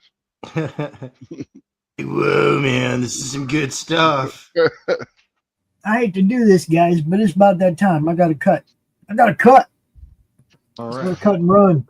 All right, boss. All right. Tomorrow or tonight, ladies night, we got 3 beer men. We got 3 beer men tonight. We got Silverline tonight. We got a movie. 3 beer men. Their subject matter today is the spies of George Washington, and there was a Netflix series called Turn that had that, where it was the spies that worked for George Washington during the Revolution. It should be pretty good on 3 beer men tonight. Cool. Should be a great show. Yeah. So that's what I'm saying. Tune in. You guys go check out Raul where? You can check me out at Raul and T Drawings on YouTube, and I got the late Art Attack at 1 a.m. Friday every week. Come check me out. We got guests. It's all about pop culture, comics. We're having a good time. You like to draw, and everybody's invited writers. We'll see you there Friday, 1 a.m. every week. Late night Art Attack. That Central or extended Eastern time? It's 1 a.m. Saturday morning, but it's Friday night. You know, Yeah, 1 a.m. Saturday morning. So that's Central time then? No, Eastern. Okay. Well, it was Friday night, and it was 1 a.m. So it was, I worked that Friday, and then I got the show out. It was Friday night. Okay. 1 a.m. Max, where can we find you, bro? You can get me usually on Facebook. You just look up Max DeVille or Atrocity Press. We've got a Facebook page that's pretty popular. We post a bunch of our upcoming stuff up there and keep people updated through the Facebook page. I mean, we have an X account, but I usually don't do a whole lot with it, to be honest with you. Go find him at Atrocity Press. Yep, Atrocity Press. There you go. RJ. Yep. Here, the artists. Come on, I'm trying to get out of here. Where can we find Facebook, Facebook, Instagram, and TikTok as Edwin Badillo, Artex Tattoo Gotham. There you go. Levi. GalaxyMemorialPark.com, GalaxyMemorialPark.com, GalaxyMemorialPark.com. There you go. Q, do the thing, bro. You can always find us here in the Madness Comic Network on all the platforms you can think of, including this one. Peace. So long, everybody. Peace. I'll tell you, I'm at Steel City Comic Con. You're watching me at Madness Comic Network. What a crowd. Love it.